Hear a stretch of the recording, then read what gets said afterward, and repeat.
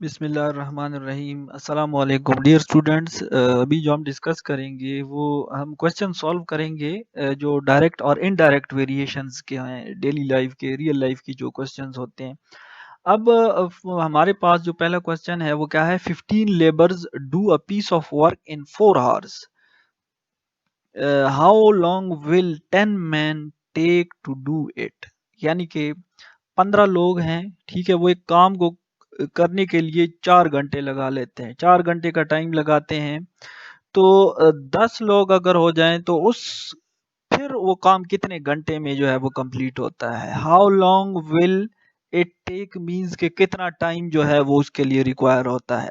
सबसे पहले आपने ये देखना है कि ये डायरेक्ट है या इनडायरेक्ट वेरिएशन है। तो हमारे पास जो है ये मतलब कि अगर देखें इसको हम कैसे समझेंगे कि अगर लेबर जो है वो पहले 15 थे और उसके लिए 4 घंटे का टाइम लगता था। अब अगर जो लेबर है उसको आप कम करते हैं, 10 रखते हैं, तो उसके लिए टाइम जो है वो कितना चाहिए होगा। जाहिर बात है कि अगर लोग कम हो जाएंगे तो जो घंटे हैं वो बढ़ जाएंगे, यानी कि ज़्यादा वक्त चाहिए होगा उस काम को करने के लिए। यानी कि लेबर जो है वो डिक्रीज हुई है तो टाइम जो है वो ऑटोमेटिकली इंक्रीज हो जाएगा। 15 लोग 4 घंटे में काम करेंगे तो 10 लोग जो है वो 4 घंटे से ज़्यादा का टाइम लगाएंगे। तो एक क्वांटिटी को जब हमने डिक्रीज किया तो दूसरी जो है वो इंक्रीज होनी चाहिए। तो ये हमारे पास कौन सा वेरिएशन है, ये हमारे पास है इनडायरेक्ट वेरिएशन। इनडायरेक्ट वेरिएशन के मैं आपको बताऊंगा कि कैसे आपने इसको सॉल्व करना है। हमारे पास जो दो क्वांटिटीज हैं, सबसे पहले आपने वो लिखनी है कि नंबर ऑफ लेबर, यानी कि लेबर और हार्स टाइम जो है, उन वो दो क्वांटिटीज हैं। इनमें हमारे पास देखें पहले हमारे पास क्या आता है कि 15 लोग हैं, ठीक है, 15 लेबर है, उसके लिए टाइम कितना लगता है 4 आवर्स का। तो उसके बाद अगर लेबर जो है वो 10 हो जाते हैं तो उसके बाद जो घंटे हैं वो कितने हमने मालूम करने हैं। ये एक्स जो है या ये नामालूम है, ये हमने फाइंड करना है। इसको हम सॉल्व कैसे करेंगे, आपने ये करना है कि जो आप जहां पर एक्स होता है, एक्स से आपने एरो स्टार्ट करना है और दूसरी साइड पे लेके जाना है। एक्स से ऊपर की तरफ लेके जाना है एरो। अब अगर उसमें दोनों क्वांटिटीज में इनडायरेक्ट वेरिएशन हो तो जो आपने ये एरो लगाया है दूसरा एरो पर आप उसके उलट लगाएंगे। अगर इनडायरेक्ट वेरिएशन हो तब तो ये इन दोनों क्वांटिटीज में नंबर ऑफ लेबर और हार्स में टाइम में इनडायरेक्ट वेरिएशन है। ये जो है आपने एरो स्टार्ट लेना है एक्स से, यानी कि एक्स से आप ऊपर की तरफ लेके जाएंगे।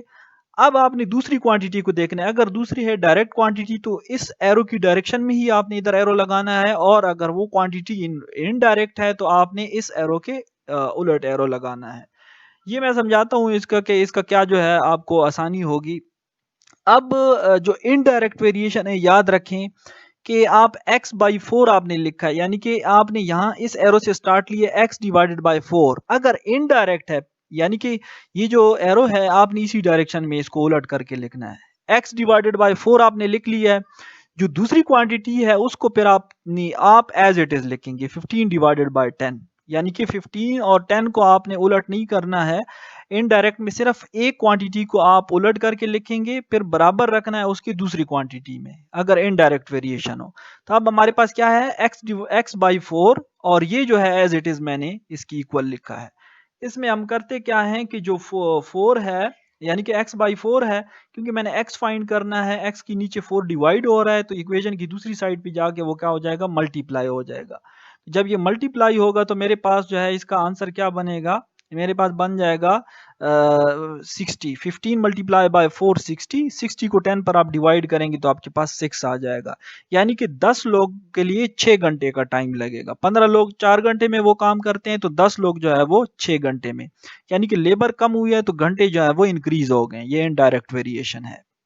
नेक्स्ट हमारे पास क्या है, 5 taps can fill a tank in 2 horse.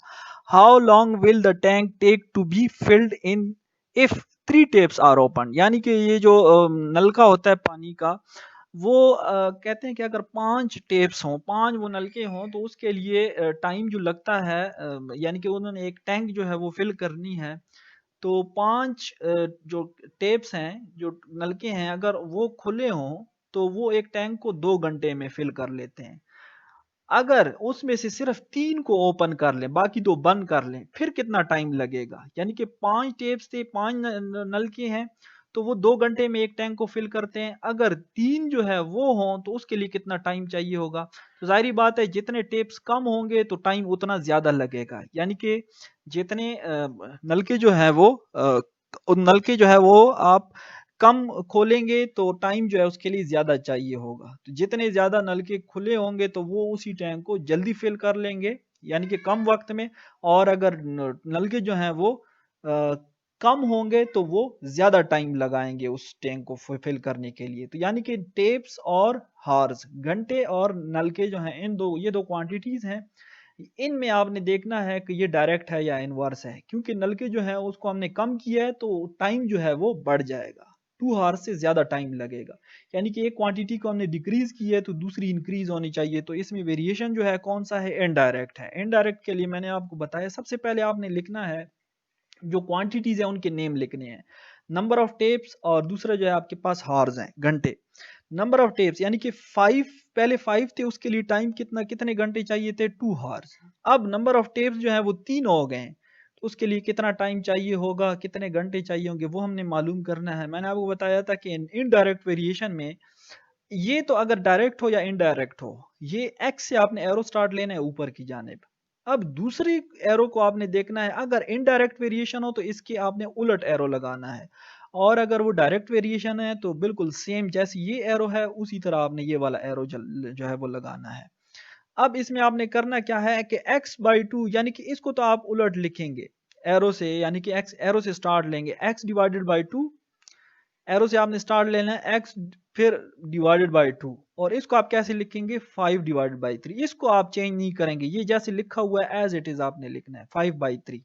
जैसे 5 ऊपर है और 3 नीचे है, 5 ऊपर और 3 को नीचे लिखना है, जबकि ये जो है एरो आपको बता रहा है कि ये आपने x को ऊपर लिखना है और 2 को नीचे लेके आना है। यानी कि इसको तो आप जो x वाला है उसको तो आप ऊपर लिखेंगे और दूसरे को नीचे। अगली क्वांटिटी आपने देखनी है कि अगर वो है इनडायरेक्ट तो आप उसको जो है वो एज इट इज लिख लेंगे, और अगर हो डायरेक्ट तो उसको भी आपने चेंज करना है। तो अब इसको जब x divide by 2 is equal to 5 divide by 3, तो x के नीचे 2 डिवाइड हो रहा है, दूसरी साइड पे जाके वो मल्टीप्लाई हो जाएगा। मल्टीप्लाई होने के बाद ये क्या हो जाएगा? 5 मल्टीप्लाई बाई 2 डिवाइड बाई 3। इसको जब हम सॉल्व करेंगे तो ये मेरे पास आ जाएगा 3.3 हॉर्स, यानी कि 3 घंटे और 20 मिनट्स, इतना जो है वो टाइम लगेगा 3 टेप्स के लिए।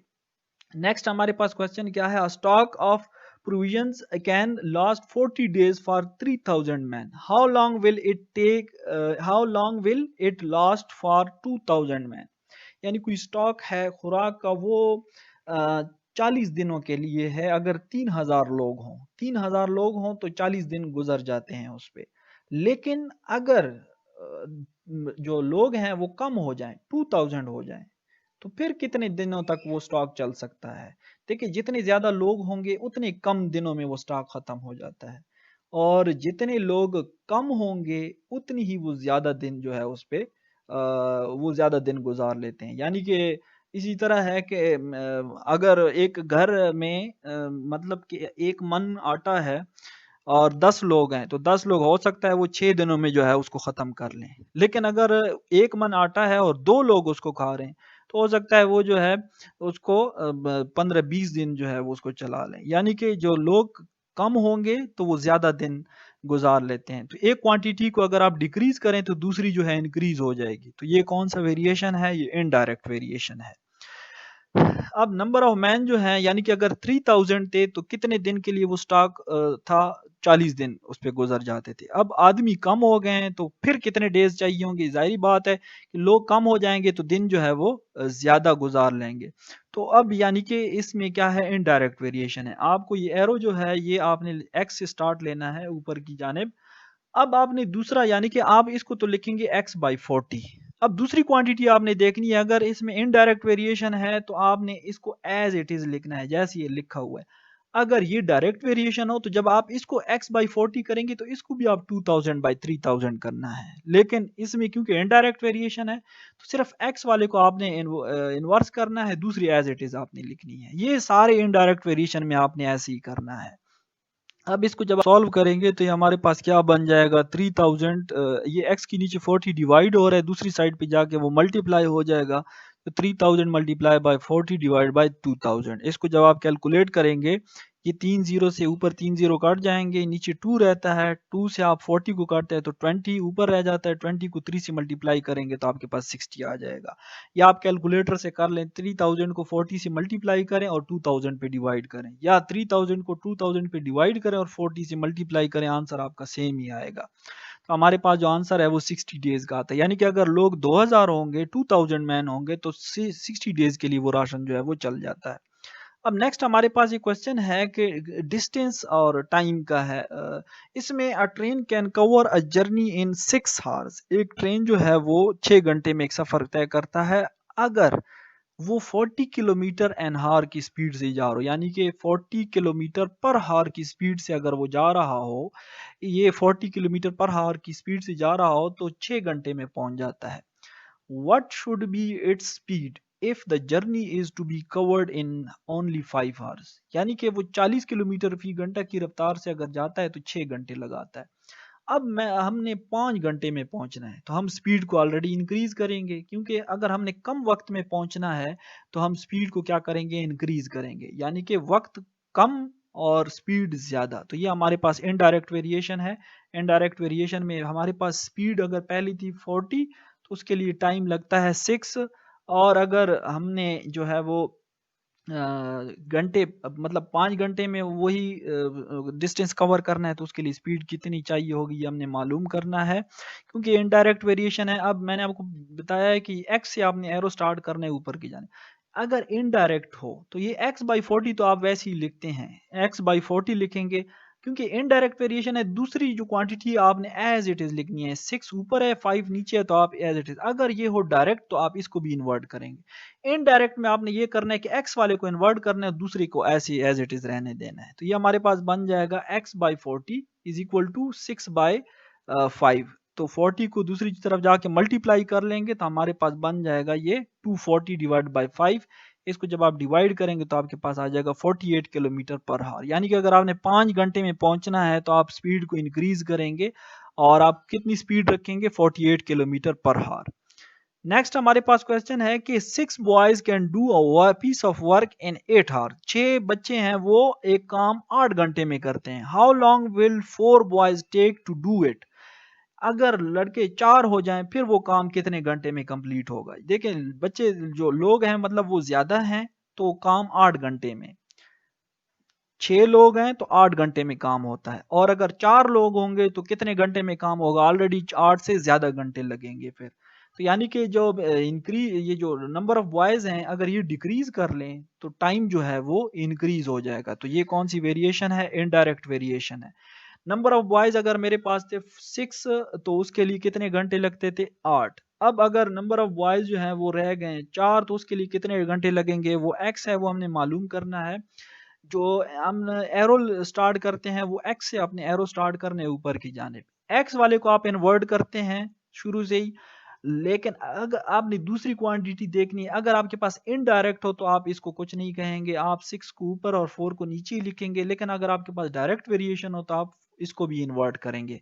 जब आप x बाई 4 इसको इन्वर्ट करेंगे तो इसको भी इन्वर्ट करेंगे, अगर आपके पास इन डायरेक्ट वेरिएशन हो। इनडायरेक्ट वेरिएशन में आपने फिर एज इट इज लिखना है। इसको जब हम सॉल्व करते हैं तो हमारे पास क्या बन जाता है, उसी तरह आपने सॉल्व करना है, 8 को दूसरी तरफ मल्टीप्लाई कर लेंगे तो ये हमारे पास बन जाएगा 6 8 जार 48, और नीचे 4 पर डिवाइड करेंगे तो आपके पास आ जाएगा 12 हावर्स। यानी कि अगर 4 लोग होंगे तो वो 12 हावर्स में वो काम कर लेंगे। अब हमारे पास अब कोई हमने इनडायरेक्ट के कुछ क्वेश्चन की, अब हम डायरेक्ट वेरिएशन की तरफ चलते हैं। A quintal of sugar cost rupees 765। A quintal यानी कि 100 केजी शुगर है, उसकी कीमत है 765 rupees. Find the cost of 55 KG of sugar. देखें 100 किलोग्राम चीनी है तो उसकी कीमत है 765 रुपए।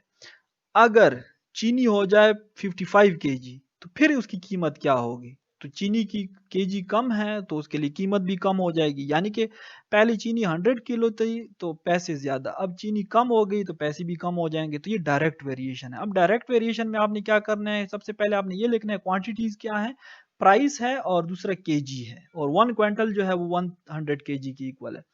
यानी कि प्राइस और केजी के दरमियान जो है आपस में रिलेशन चल रहा है। तो अब ये क्या है हमारे पास, अगर यानी कि 100 केजी शुगर हो तो कीमत क्या है 765, और अगर हम इसकी केजी को कम करेंगे तो फिर जो है इसकी प्राइस क्या होगी, ये हमने मालूम करना है। अब देखें, आपने इस पहले वाले को तो आपने इन्वर्ट करना है, x बाई 765 करना है, क्योंकि ये डायरेक्ट वेरिएशन है। इनडायरेक्ट में तो हम इसको एज इट इज लिख देते, यानी कि अब ये दोनों एरोज बता रहे हैं कि दोनों डायरेक्ट वेरिएशन है, तो आप इसको भी इन्वर्ट करेंगे और दूसरे वाले को भी इन्वर्ट करेंगे। तो आप दोनों का इन्वर्ट x बाई 765 और इसको 55 डिवाइड बाई 100। अब इसको आपने सॉल्व करना है, 765 को दूसरी जानिब जाके मल्टीप्लाई हो जाएगा, मल्टीप्लाई करने के बाद आप जो है इसको 100 पर डिवाइड करेंगे तो आपके पास आंसर बन जाएगा 420.75। अब नेक्स्ट हमारे पास है कि 67 suits needs 348.4 metre of cloth, यानी कि 67 सूट्स हैं तो उसके लिए 348.4 मीटर क्लॉथ चाहिए। How much cloth will 75 such suit required, यानी कि अगर 67 सूट हैं तो कपड़ा 348.4 मीटर लगता है। अगर नंबर ऑफ सूट को आप बढ़ाएंगे तो जो कपड़ा है उसकी लंबाई वो भी ज़्यादा चाहिए होगी, यानी कि दोनों क्वांटिटीज इंक्रीज हो रहे हैं। तो इसका मतलब ये है कि डायरेक्ट वेरिएशन है। एक तो हमारे पास लेंथ ऑफ क्लॉक और नंबर ऑफ सूट के दरमियान रिलेशन है। तो अगर हमने 67 सूट जो है वो सिलाई करने हैं तो उसके लिए 348.4 मीटर कपड़ा चाहिए। अगर हम सूट नंबर ऑफ सूट को इंक्रीज करेंगे तो हमारे पास जो मीटर में लंबाई है वो भी ज़्यादा चाहिए होगी। अब हम इसी को डायरेक्ट वेरिएशन में मैंने आपको बताया है कि अगर इसको भी इन्वर्ट करेंगे और दूसरी को भी इन्वर्ट करेंगे, क्योंकि दोनों में सेम वेरिएशन है, डायरेक्ट वेरिएशन है। अब x बाई 348.4 जो है इसको आप 348.4 को आप मल्टीप्लाई करेंगे दूसरी साइड पे तो आपके पास आंसर क्या बन जाएगा, इसको मल्टीप्लाई करके 67 पे डिवाइड करेंगे तो आपके पास आंसर बन जाएगा 390 मीटर, यानी कि 390 मीटर जो है वो क्लॉथ चाहिए होगा।